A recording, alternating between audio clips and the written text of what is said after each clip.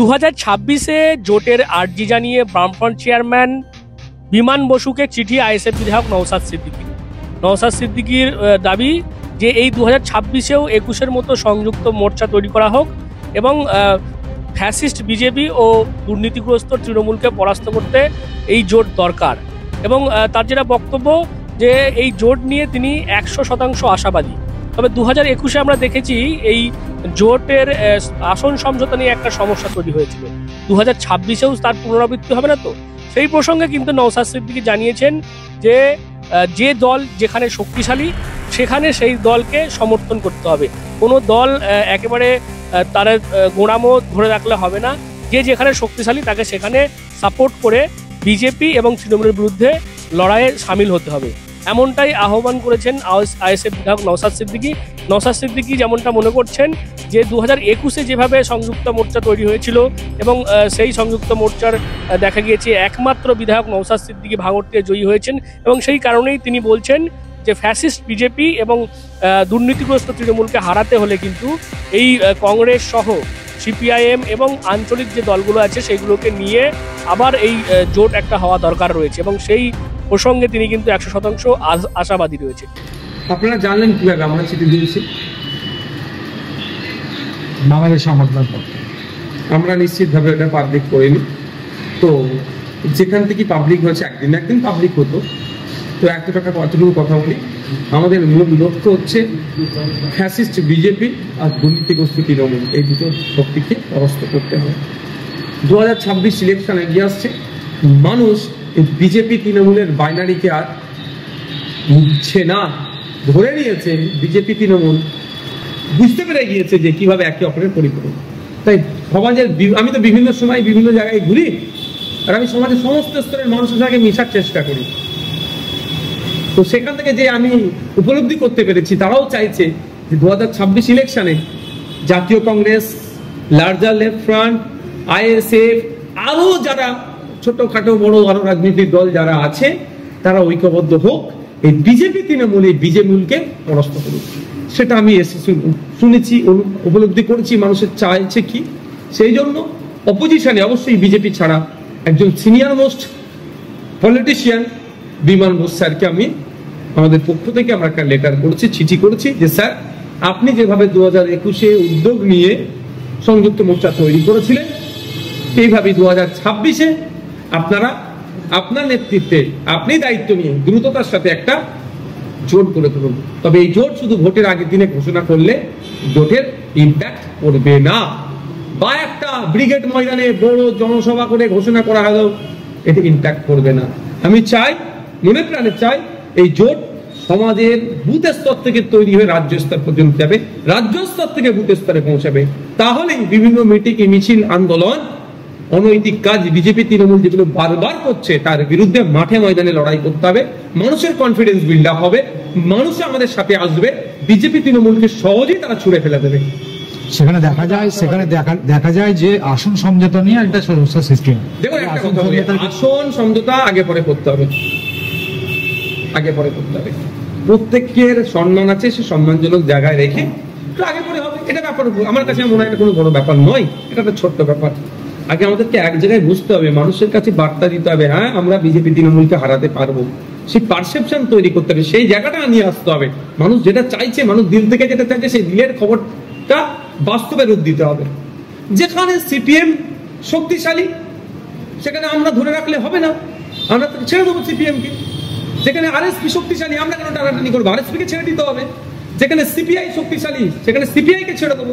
যেখানে forward block শক্তিশালী forward ব্লককে ছেড়ে দেবো। যেখানে আইএসএফ শক্তিশালী আইএসএফ কে ছেড়ে দেবো। যেখানে অন্যান্য আরো রাজনৈতিক দলগুলো শক্তিশালী তাদেরকে ছেড়ে দিতে হবে।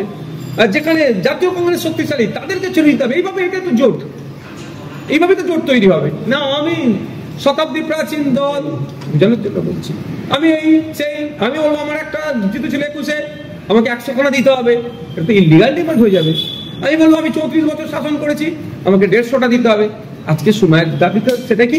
আমি বলবো আমি 60 বছর দেশ চালিয়েছি, আমাকে 94টা দিতে হবে। এইরকম ভাবে সমাধান হবে না, সমাধান করতে হবে একটা টেবিলে বসে, বাস্তবকে সামনে রেখে। কারণ আমাদের লক্ষ্য তো বিজেপি তৃণমূলকে হারানো, সুতরাং বিজেপি তৃণমূলকে হারাতে গেলে যে ওখানে বেশি শক্তি আছে তাকে আমরা সবাই মিলে সাপোর্ট করবো। তাতে যদি কারো পক্ষে 15টা পড়ে, কারো ভাগ্যে 95টা পড়ে, কারো ভাগ্যে 60টা পড়ে, সেটা নিয়ে বিতর্ক করলে আমাদের হবে না। আপনি যতটা সহজ ভাষায় আসন সমঝোতাটা বোঝালেন, ততটা সহজ ভাষা কি বামেরা বুঝবে? এটা নিয়ে কতটা আমার থেকে তারা অনেক সিনিয়র পলিটিশিয়ান, আমার থেকে তারা অনেক আগে দুনিয়া দেখেছে, সুতরাং নিশ্চিতভাবে বাস্তবের মাটিতে দাঁড়িয়ে আমরা এ করবো। আশাবাদী, আমি 100% আশাবাদী। Introducing Dental Rehab and Aesthetic and Unit of Haji Medical. দাঁত মাড়ি কিংবা মুখের সমস্যায় ভুগছেন? আর চিন্তা কিসের? এখন আপনার অঞ্চলে রোগী দেখছেন অতি পরিচিত ডক্টর আশিফ রাজা সরকার। কনসালটেন্ট ডেন্টাল, ওরাল এবং ফেসিয়াল অ্যাস্থেটিক, সাথে যুক্ত রয়েছেন মেডিকেল কলেজ হাসপাতাল কলকাতা। উন্নত প্রযুক্তি দ্বারা উন্নত ট্রিটমেন্টের জন্য আজই আসুন dental rehab and aesthetic and unit of Haji medical. আমাদের ঠিকানা পার ডানকুনি চৌমাথা, দিল্লি রোড, ডানকুনি, হুগলি 712310। অ্যাপয়েন্টমেন্টের জন্য এখনই যোগাযোগ করুন 9640257552 অথবা আমাদের হোয়াটসঅ্যাপ নাম্বার হলো 9163146213। তবে এই যে জোট, সেই জোট নিয়ে কিন্তু কটাক্ষ করতে ছাড়েনি বিজেপির বক্তব্য যে তারা জানতে পেরেছে নওশাদ সিদ্দিকী তিনি জোটের আর্জি জানিয়ে বামফ্রন্ট চেয়ারম্যানকে চিঠি করেছেন। এটা স্বাভাবিক, কারণ বিমান বসু হচ্ছেন সেই ব্যক্তি যিনি তৃণমূলকে সমর্থন করলে অসুবিধা নেই, তিনি প্রকাশ্যে সেই কথা বলেছিলেন। এভাবেই এই ভাষাতেই কিন্তু কটাক্ষ করতে দেখা গেছে বিজেপিকে। নওশাদ সিদ্দিকী বামফ্রন্টের চেয়ারম্যান বিমান বোসকে চিঠি লিখে আবেদন জানিয়েছেন যে বিজেপি বিরোধিতায় সবাই যাতে এককাট্টা হয়। এটাই হওয়া স্বাভাবিক, কারণ বিমান বোস হচ্ছে সেই নেতা যিনি প্রকাশ্যে বলেছিলেন তৃণমূলের সাথে জোট করতে তাদের কোনো অসুবিধা নেই। বিমান বোস হচ্ছে সেই নেতা যে এবারও মুখ্যমন্ত্রী মমতা ব্যানার্জির দিকে জোড়হাত করে এগিয়ে গেছিলেন যে বিজেপি বিরোধিতায় নামে তারা আসলে এ রাজ্যে তৃণমূলকে সুবিধা করে দেবে। আমরা চাই 2026-এর যে নির্বাচন, সেই 2026-এর নির্বাচনে তৃণমূল কংগ্রেস আইএসএর যত দল আছে বিজেপি বিরোধিতায় জোট বেঁধে লড়াই করুক। এই লড়াই হোক বিজেপির বিরুদ্ধে তৃণমূল সহ বাকি সবার লড়াই। তৃণমূল বিরোধী ভোটের একটা অংশ ভাগ করে যারা তৃণমূলকে আবার সুবিধা করে দেওয়ার চেষ্টা করছেন, 2026-এর নির্বাচনে পশ্চিমবঙ্গের মানুষ তাদেরকে বিসর্জন দেবে, আমরা নিশ্চিত।